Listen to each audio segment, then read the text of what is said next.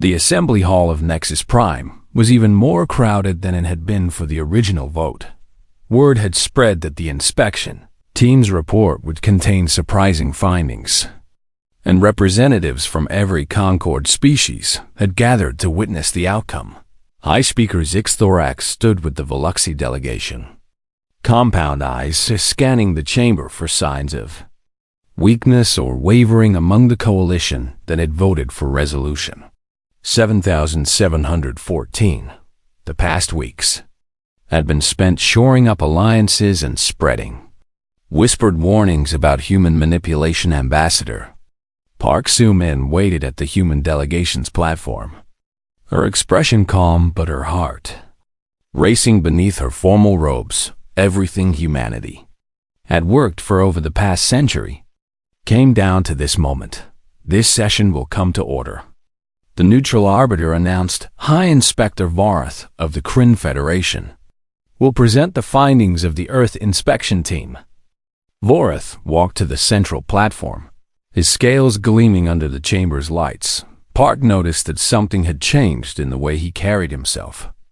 A subtle shift in posture that suggested uncertainty rather than the confident aggression he had displayed before honored members of the Galactic Concord. Vorath began, his voice carrying through the vast hall. The inspection team has completed a thorough examination of Earth and all human territories. He paused, his eyes moving across the assembly. Our findings were not what we expected. Zixthorax rose immediately. Inspector Vorath, before you continue, I must register an objection. The Veluxy declared. We have evidence that the human government engaged in extensive manipulation of the inspection team, feeding them carefully prepared propaganda designed to conceal their true military capabilities. Murmurs swept through the chamber. What evidence? Vorath asked, his voice cold. Intercepted communications, analysis of human behavioral patterns, the testimony of our own intelligence services. Zixthorax replied, the humans showed you only what they wanted you to see. The humans showed us everything. Vorath responded flatly, including weapons designs that could destroy entire solar systems. Silence fell over the assembly. Even Zixthorax seemed momentarily stunned. They possessed such weapons, and you did not report this immediately? The Veluxy demanded. They possess the knowledge to build such weapons, Vorath corrected. They have chosen not to build them. And therein lies the most important finding of our inspection. He activated a holographic display showing images and data from the inspection. Earth's current military capability ranks 39th among Concord members. Their defensive systems are adequate but unremarkable. Their fleet is modest. Their weapons technology is inferior to most major powers. Then why has this session been convened? Asked a delegate from the Morthic Collective. Because capability is not the same as threat. Vorath replied, and humanity has demonstrated something no other species in this assembly has achieved. He turned to look directly at Zixthorax. They have developed a technology to destroy on a galactic scale, and they have refused to use it. Observer Thessaly stepped forward, her small form seeming to grow as she addressed the assembly. The inspection team requests permission to present supplementary findings. Denied, Zixthorax immediately declared. The Kethari were assigned as observers only. They have no standing to address this assembly. The Kethari have abstained from every military resolution in Concord history. Thessaly responded, her gentle voice carrying a new strength. We have remained silent because we believed that peace could not come from speaking, only from acting. But we were wrong. She activated her own display, showing the images and recordings she had collected. This is what humanity has built from its violent history. The assembly watched in silence as Thessaly showed them the converted weapons factories, the memorials to past atrocities, the reconciliation programs and peace education systems. She played testimonies from survivors who had chosen forgiveness over hatred. She displayed the theoretical weapons that humanity had designed but refused to build. The Veluxi tell you that humans are dangerous because of their past, Thessaly said, but they ignore what humans have become. A species that remembers its capacity for evil so that it can choose good. Propaganda, Zixthorax declared. But several delegates from the coalition were shifting uncomfortably in their seats. Then let the humans speak for themselves, Thessaly replied. She turned to the human delegation, Ambassador Park. The Cathari formally yield the floor to humanity. Park stood and walked to the central platform, feeling the weight of every eye in the chamber. Thank you, Observer Thessaly, she said. And thank you, High Inspector Varth, for your honest report. She turned to address the full assembly. 15 years ago, humanity emerged from our solar system and discovered that we were not alone in the universe. We were overwhelmed with hope, with excitement, with the belief that we had finally found others who had learned the lessons we spent millennia learning. Her voice grew quieter, forcing the delegates to listen more closely. We were disappointed. A ripple of surprise moved through the chamber. We found a galaxy organized around military power and threat assessment. Park continued. We found civilizations that measured their worth by their ability to destroy, that celebrated conquest and dismissed compassion as weakness. She looked directly at Zixthorax. We found a concord that feared us not for what we had done, but for what we might become. You are proving our point, Zixthorax replied. Your words drip with contempt for the established order. Our words reflect our sorrow, Park corrected. We came to the stars hoping to find friends who had also learned that violence is not strength, that destruction is not power, that the hardest battles are fought within ourselves. She paused, gathering herself. Instead, we found a galaxy that has not yet learned these lessons. And so we must ask ourselves a question that our ancestors faced many times. Do we become what we have found, or do we remain what we have chosen to be? And what have you chosen? Asked the delegate from the Cathari homeworld. Speaking for the first time in recorded Concord history, we have chosen hope. Park replied simply, we came here not as conquerors or victims, but as teachers, if you will learn, and as students, if you will teach. We came hoping to find partners in building something better than what exists. She turned to face the full assembly once more. Resolution 7714 demanded that we disarm. But weapons are not our true strength. Our strength lies in our choice to be better than our worst impulses, to remember our failures so that we do not repeat them, to build systems of peace instead of instruments of war. You cannot disarm that, she concluded, and we would not surrender it even if you could. The chamber fell silent. Zixthorax rose to respond. But before the Veluxi could speak, something unexpected happened. High Inspector Vorath stepped forward. I have served the Kryn Federation for 40 years, he said. I have fought in 7 campaigns and commanded forces that conquered 3 systems. I believe that strength came from the ability to destroy. He turned to look at Park with an expression that might have been respect. I was wrong. The assembly erupted in noise as delegates from dozens of species began, arguing among themselves. Coalitions that had seemed solid began to fracture as representatives reconsidered their positions. The Veluxi called for an immediate vote, hoping to preserve their alliance before it collapsed completely.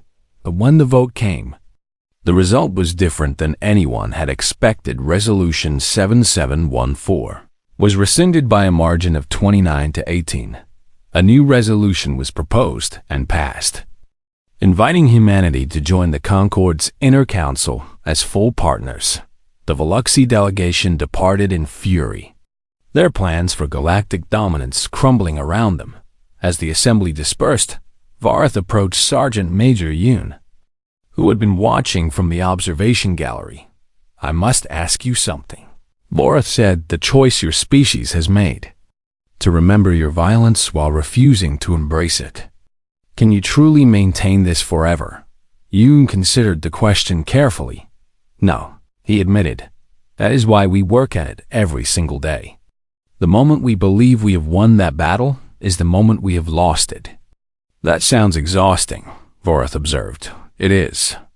Yoon agreed, but it is also what makes us human. Vorath was silent for a long moment. Perhaps the Kryn could learn from this approach. He finally said, "Perhaps we have been measuring strength incorrectly for a very long time." "Perhaps," Yoon replied, "but that is a choice your people will have to make for themselves. Just as we made it for ourselves." He extended his hand in the human gesture of friendship. After a moment's hesitation, Vorath extended his own clawed appendage and clasped the human's hand. "Then perhaps this is where learning begins," Vorath said, on the observation deck above. Ambassador Park watched the exchange with tears in her eyes. Humanity had faced the galaxy's judgment and emerged not through force, but through truth. The road ahead would be long and difficult. But for the first time since reaching the stars, she believed that the journey might be worth taking, and somewhere in the memorial halls of Earth, the names of those who had died in humanity's countless wars seemed to shine a little brighter. Their sacrifices finally leading to something beyond more suffering. The galaxy had demanded that humanity disarm. Instead, humanity had shown them what true strength looked like, and the universe would never be the same. The transport carried the inspection team across thousands of kilometers to a region the humans called the Siberian Reclamation Zone. As the vehicle descended through the clouds, Thessaly pressed her face against the viewing port in amazement. Below them stretched a vast forest of green and gold. Rivers winding through valleys filled with wildlife. Mountains rising in the distance with their peaks dusted by early snow. "This cannot be right," she said. This area was supposed to be a wasteland. It was. Sergeant Major Yoon confirmed. 3 nuclear weapons detonated here during the third exchange. For 50 years afterward, nothing could survive in this region. But now it is beautiful, Thessaly observed. Now it is healed. Yoon replied. It took a century of work. Genetic modification of plants and animals. Careful restoration of soil and water systems. Constant monitoring and adjustment. But we restored what we had destroyed. High Inspector Vorath studied the landscape with different eyes. "This is meant to impress us," he said, "to show that you can repair even nuclear damage. It is meant to show you what we consider a proper use of resources." Yoon corrected. The same technology and effort that destroyed this land was later used to save it. The transport landed at a facility that seemed too small and modest to contain anything significant. The buildings were simple structures, surrounded by gardens and walking paths. More like a university campus than a weapons research center. Dr. Choi Min-young met them at the entrance. A small woman with gray hair and eyes that seemed to look through rather than at the people she addressed. "Welcome to the Theoretical Application Center," she said without ceremony. "I understand. You wish to see what humanity could build if we chose to." "I wish to see the truth," Vorath replied. "That is exactly what you will receive." She led them inside, through corridors lined with equations and diagrams that meant nothing to most of the inspection team. Only the more scientifically trained members recognized some of the symbols. And what they recognized made them uncomfortable. "These are theoretical physics calculations," one of them whispered to Vorath. "Very advanced. Far beyond what we expected from humans, Doctor." Choi stopped at a large conference room and gestured for everyone to sit. "Before I show you anything, I must explain something about how humanity approaches weapons research." She began. "We have learned through terrible experience that knowledge cannot be unlearned. Once a weapon is imagined, it will eventually be created, either by us or by someone else. She activated a holographic display showing the structure of an atom. So we made a choice. She continued. We decided to imagine every weapon we could conceive, to understand them completely, and then to make conscious decisions about which ones would never be built.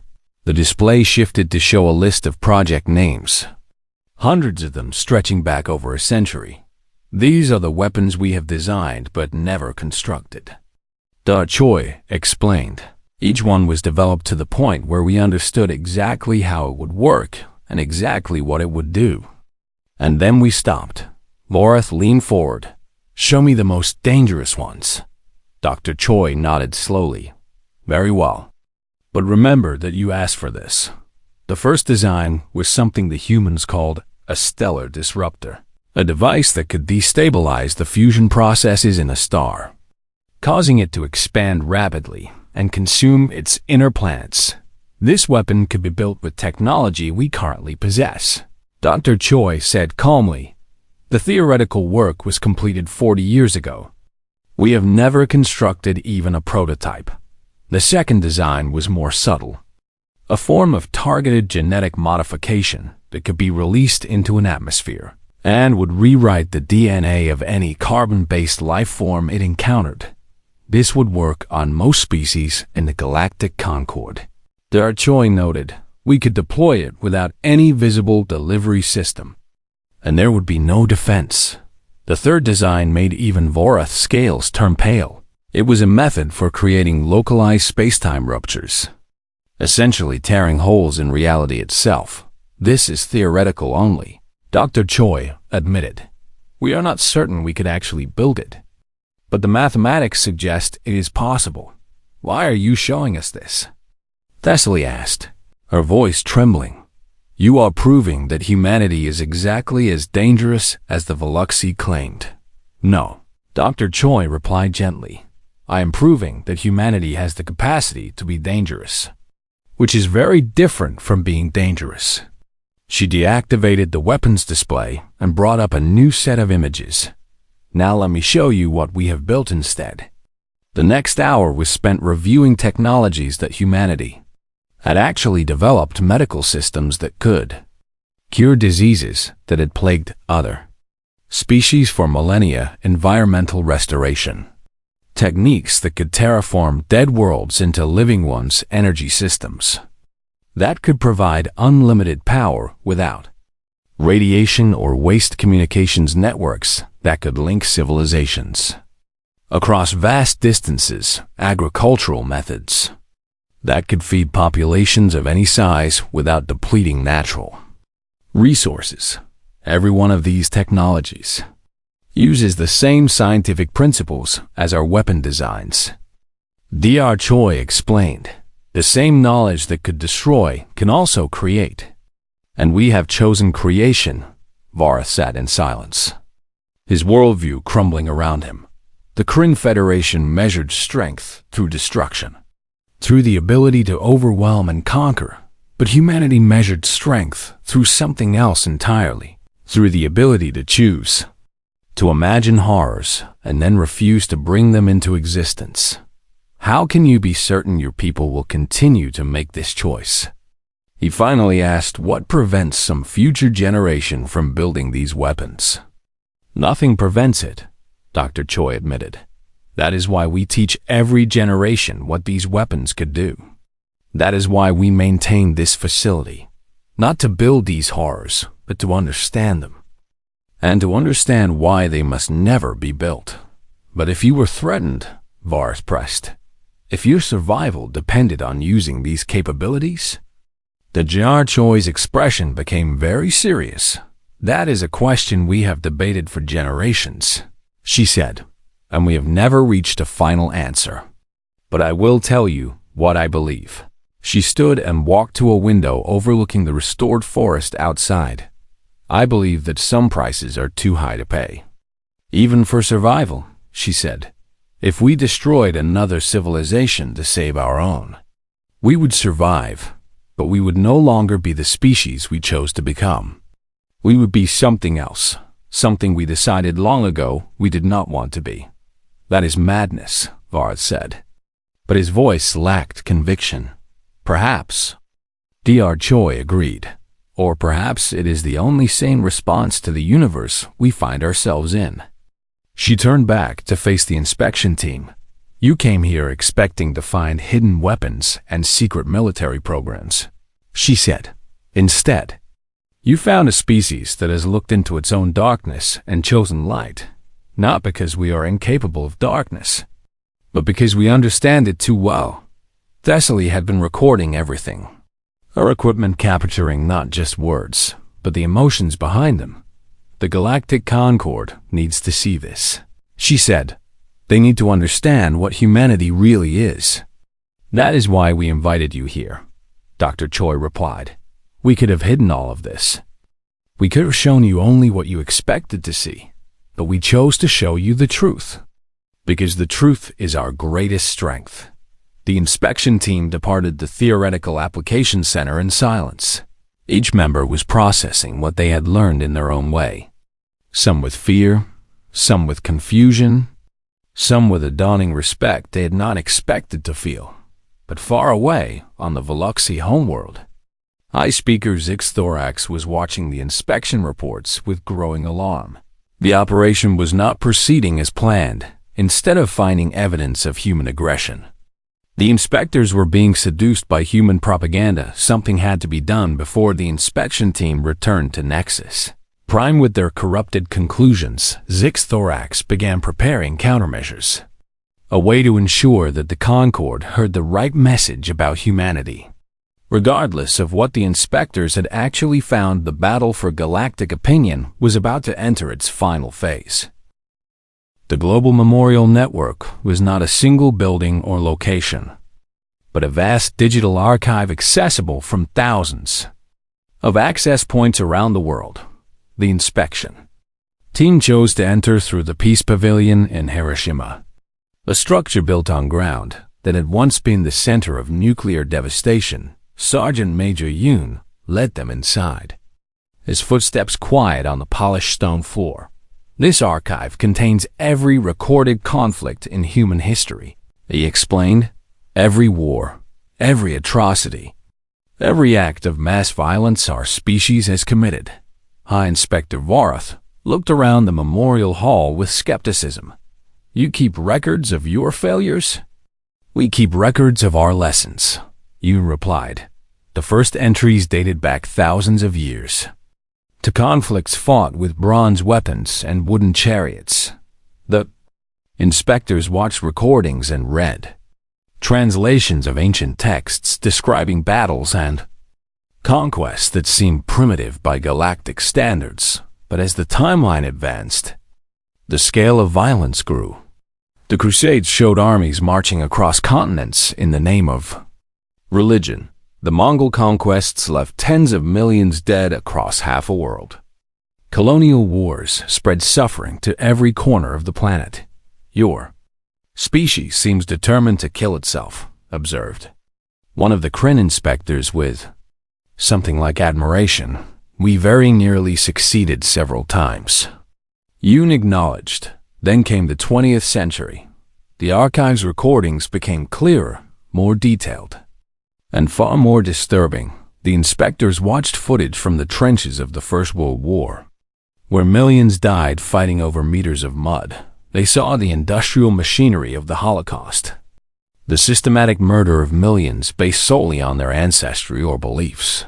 They witnessed the atomic destruction of Hiroshima and Nagasaki, cities erased in single flashes of light. Observer Thessaly had to stop watching several times, her gentle Kethari physiology struggling to process the scale of deliberate cruelty. How can you show us these things? She asked Yoon. How can you bear to remember them? We cannot bear to forget them, he replied. Every child on Earth learns this history. Every generation is taught what happened and why it must never happen again. Varath pushed deeper into the archive, searching for evidence of ongoing aggression, proof that humanity had not truly changed. Instead, he found something unexpected after each atrocity. The archive showed what came next after the world wars. Humans created international organizations dedicated to preventing future conflicts after the Holocaust. They established laws against genocide and created systems to prosecute those who committed crimes against their own people after nuclear weapons were used. Movements arose demanding their elimination. "You punish your own war criminals," Vorth said slowly, processing what he was seeing. "Yes," Yoon confirmed. "Even leaders. Even generals. Even those who claimed they were following orders." "But why?"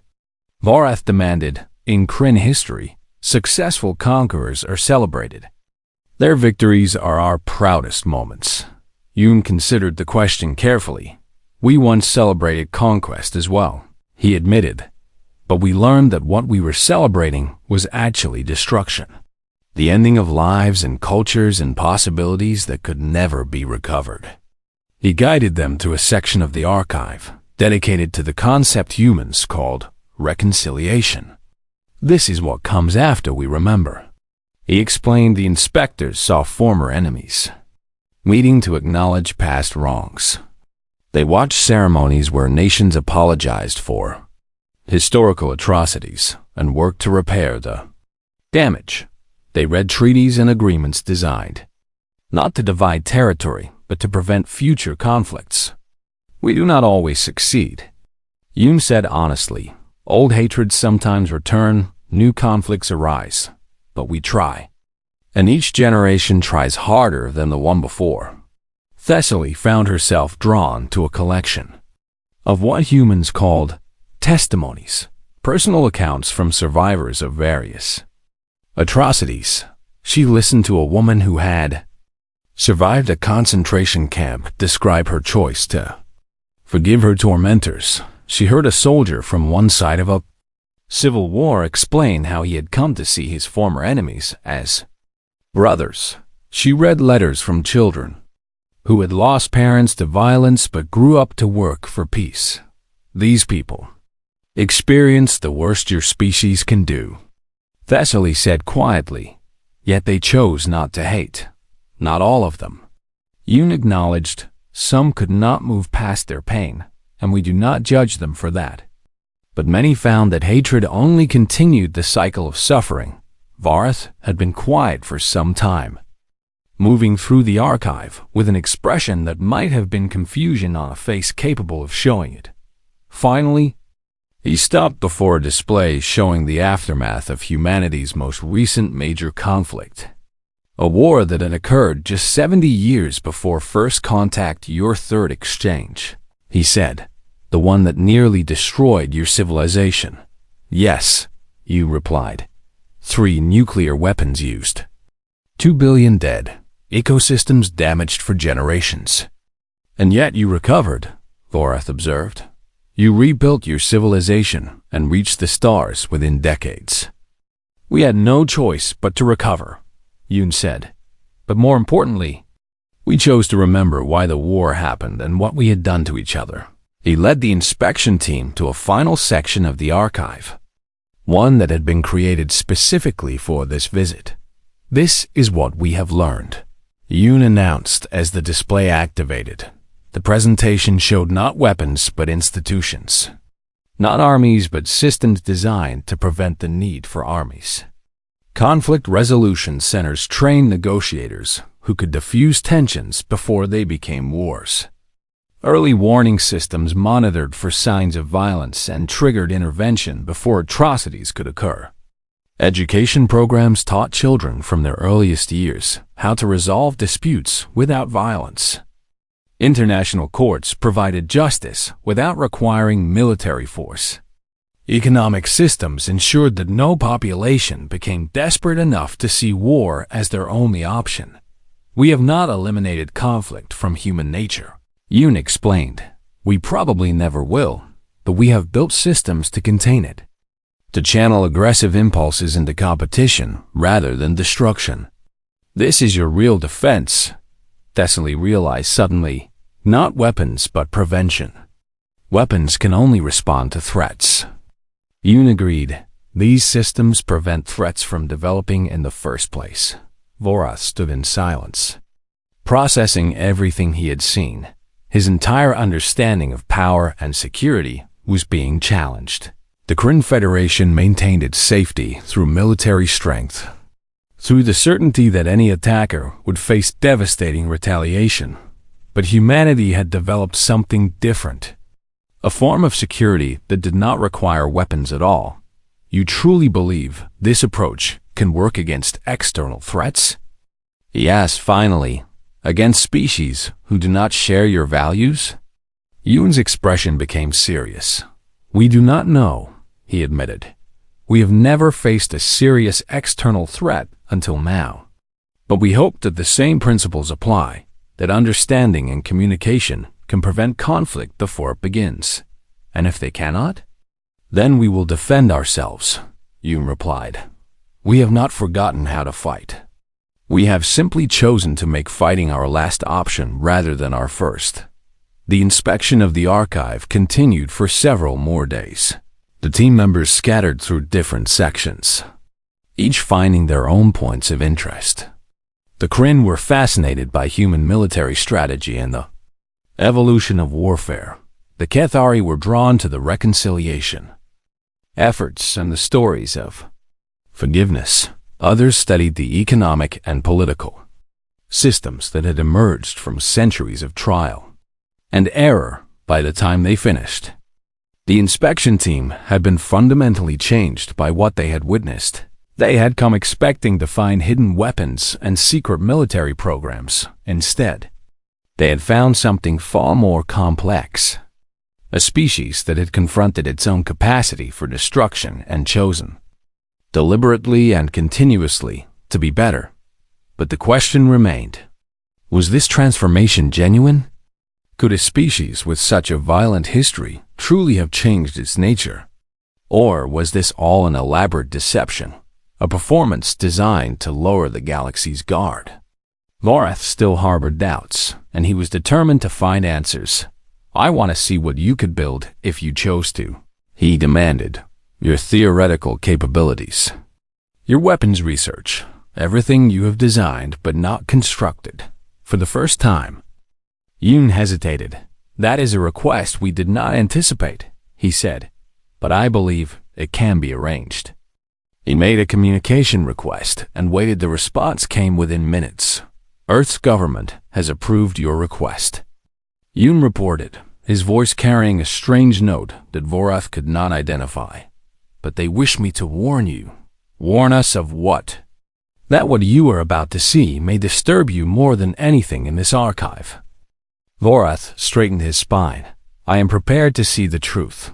I hope so, Yoon said quietly, because the truth is what you will receive. The inspection fleet arrived in Earth's orbit on a clear morning in late spring. 200 specialists from 12 species, packed into 7 vessels designed for deep scanning and analysis. High Inspector Vorath of the Kryn Federation stood at the bridge of the lead ship, his reptilian eyes studying the blue and green world below. It looks peaceful, observed Observer Thessaly, a young Cathari who had been assigned to document the inspection for the Concord archives. All prey looks peaceful before it strikes. Vorath replied coldly, do not be fooled by appearances. The landing coordinates had been provided by the humans themselves. A location called Geneva in one of their administrative regions as the ships descended through the atmosphere. Vorath noticed something that made his scales tighten. There were no defensive formations, no weapons platforms tracking their approach, nothing but a clear path to the surface. They are either very confident or very foolish, he muttered. The ships touched down on a wide landing field surrounded by old stone buildings that the humans apparently considered historically significant. A small delegation was waiting for them, led by a human female in formal clothing and an older male in a military uniform. Welcome to Earth, the female said, a voice calm and warm. I am Director Kim Yuna of the Global Inspection Coordination Office, and this is Sergeant Major Yoon Hae Jin, who will serve as your military liaison. Vorath studied the older human with professional interest. The male stood with the posture of a veteran soldier. His eyes alert but not hostile. There were scars visible on his hands and face. The marks of someone who had seen combat. "We are not here for pleasantries," Vorath declared. "We are here to find your hidden weapons." "Of course." Director Kim replied without any sign of offense. "Sergeant Major Yoon will take you wherever you wish to go. Every facility on Earth is open to your inspection." The first week was spent examining military installations. Vorath led his team through bases on 6 continents, scanning for hidden chambers, secret arsenals, and concealed technology. They found weapons, certainly. Humanity had not pretended to be completely unarmed, but the arsenals they discovered were modest by galactic standards. Defensive systems designed to protect against asteroids and small-scale threats. Nothing that could challenge a major Concorde fleet. Where are the real weapons? Vorath demanded after inspecting yet another unremarkable facility. Sergeant Major Yoon tilted his head slightly. "You have seen our real weapons." "Inspector." "Impossible," Vorath snapped. "Your species has been developing military technology for centuries. You must have more than this. We have developed many weapons over our history," Yoon acknowledged. "But we have also retired many of them." "Retired?" "Destroyed, decommissioned, converted to peaceful uses." Vorath did not believe him. He ordered deeper scans. More invasive searches, longer hours. His team examined underground bunkers that turned out to contain seed banks for preserving plant species. They investigated restricted zones that were actually wildlife preserves. They scanned government buildings that held nothing more dangerous than filing systems. Observer Thessaly, meanwhile, had begun conducting her own quieter investigation while Vorath focused on military targets. She wandered through the human settlements with her recording equipment, documenting what she saw. In Berlin, she found a wall that had once divided the city, preserved as a memorial to separation and reunion. In Nanjing, she discovered a museum dedicated to remembering a massacre that had occurred centuries ago in Hiroshima. She stood before a ruined building that had been kept standing as a reminder of nuclear destruction. "Why do you preserve these things?" she asked Sergeant Major Yoon, who had been assigned to accompany her. "Because we must never forget," he replied simply. "Forget what?" "What we are capable of, what we have done to each other, what we must never do again." Thessaly found this answer confusing. Her own species, the Cathari, had no such monuments because they had never waged war against themselves. Other species she knew celebrated their conquests and victories, not their failures and atrocities, but humans seemed determined to remember the worst moments of their history with the same care others reserved for their proudest achievements. "Show me more," she requested. Yoon took her to a factory complex in the mountains of what humans called Korea. The buildings were old but well maintained, and the machinery inside had clearly been upgraded many times over the centuries. This was once a weapons manufacturing facility, Yoon explained. During our Second World War, it produced ammunition and explosives. And now? Now it produces musical instruments. Thessaly stared at the assembly lines where workers crafted guitars and drums and traditional instruments.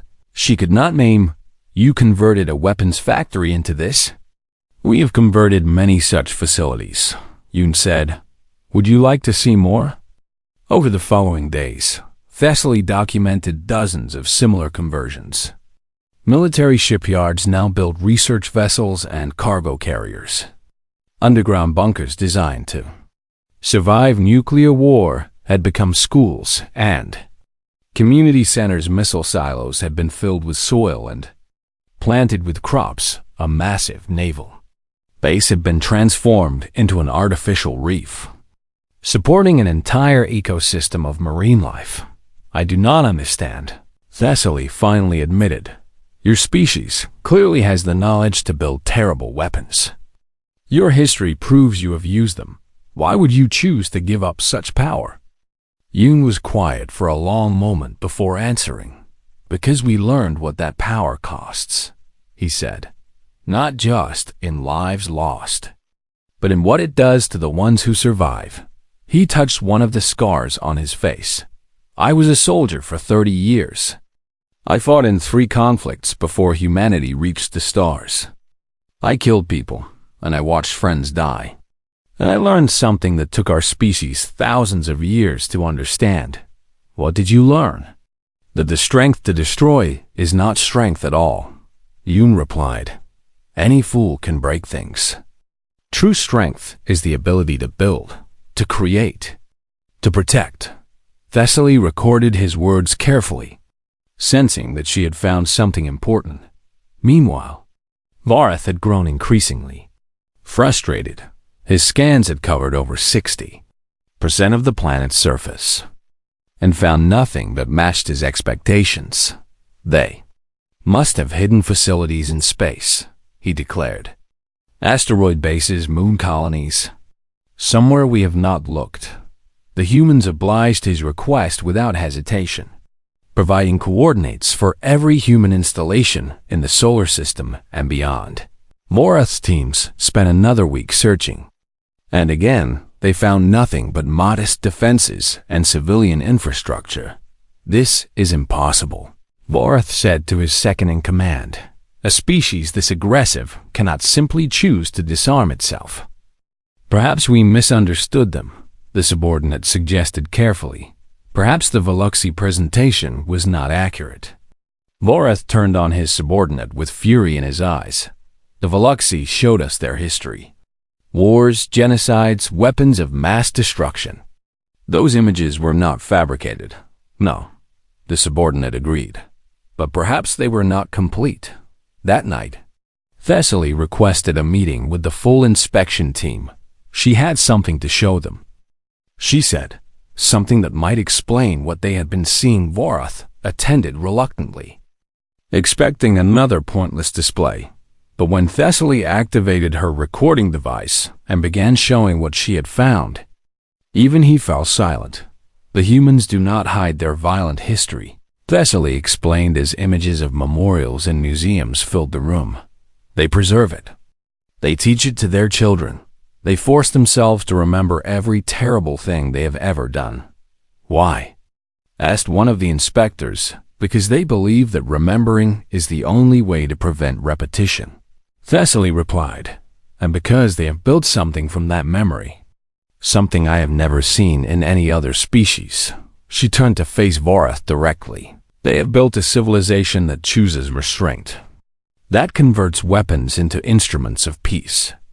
That measures strength, not by the ability to destroy, but by the wisdom to refuse.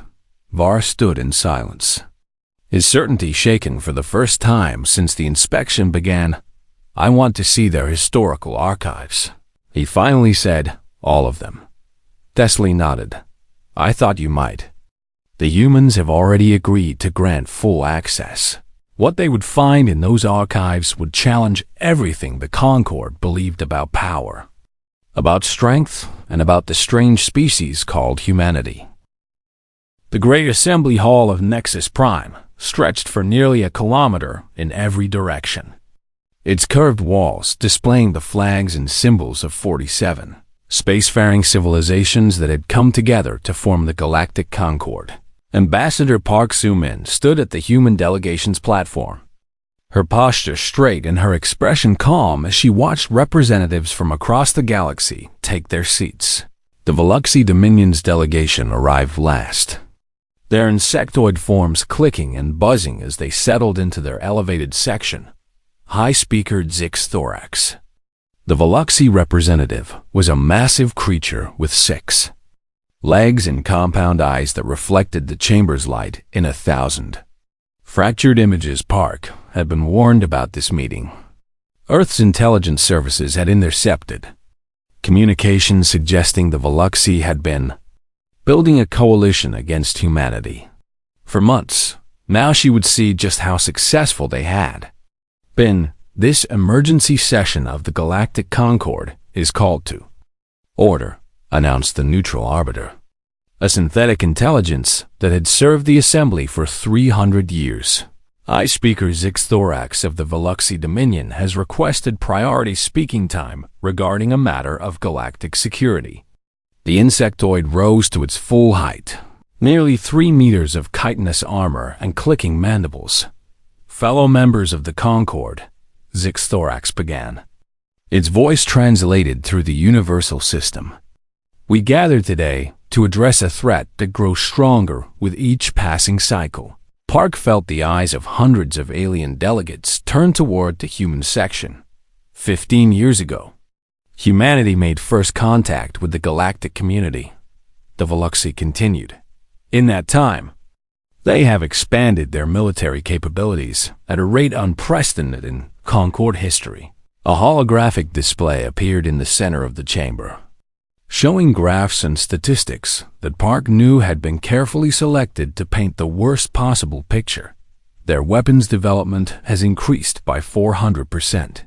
Zixthorax declared their fleet has tripled in size, and they have established military outposts in 17 systems. Murmurs rippled through the assembly. Park noted which delegations seemed alarmed, and which appeared skeptical.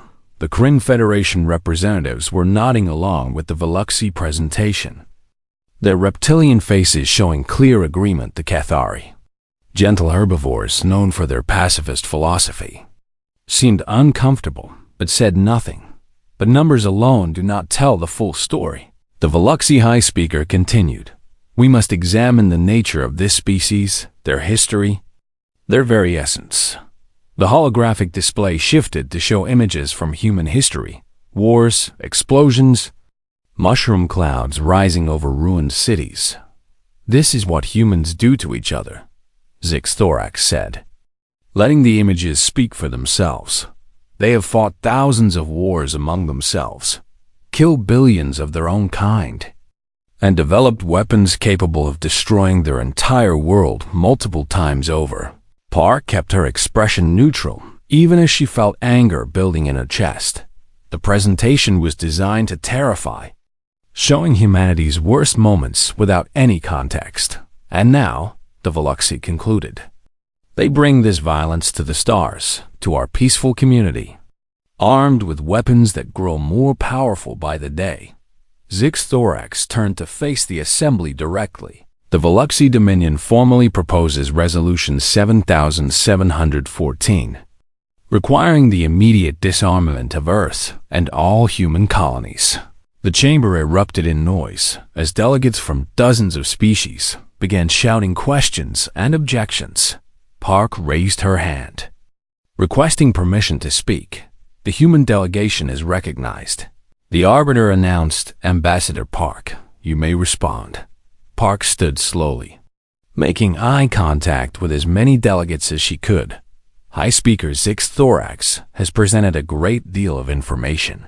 She began, keeping her voice steady, but I noticed some interesting omissions. She activated her own holographic display. The 400% increase in weapons development started from essentially zero, as humanity only gained access to galactic technology 15 years ago. The display showed comparative charts. Our current military capability ranks 39th out of 47 Concord members. Irrelevant. Zixthorax interrupted. The rate of growth is what concerns us, is it? Park asked, because I also notice that the Veluxy Dominion's military spending has increased by 200% over the same period. Yet no resolution has been proposed against them. Angry clicking came from the Veluxy section. How dare you compare? I dare because I must. Park cut in. If we are discussing military threats, let us discuss them honestly. But she could see from the faces around the chamber that honesty was not what this session was about. The Veluxy had spent months building their coalition, making promises and threats in private meetings that no human was invited to attend. The vote, when it came, was decisive. 31 species voted in favor of Resolution 7714, 12 voted against. Mostly smaller civilizations that had formed positive relationships with humanity. 4 abstained, including the Cathari. The resolution passes. The Arbiter announced, Earth and all human territories are hereby ordered to surrender all weapons above. Class 2 defensive systems within 90 standard days. Failure to comply will result in combined military action from the Concorde fleet. Park felt the weight of 1,000 eyes on her. As she processed the verdict, humanity had been in space for less than 2 decades.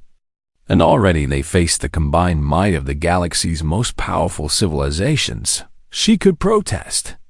She could threaten. She could beg. None of those options would change the outcome. Instead, she simply nodded once and turned to her communications officer. Send the message to Earth, she said quietly. Tell them the vote has passed. And tell them we accept. Her officer's eyes widened. Ambassador, are you certain? Completely certain, Park replied.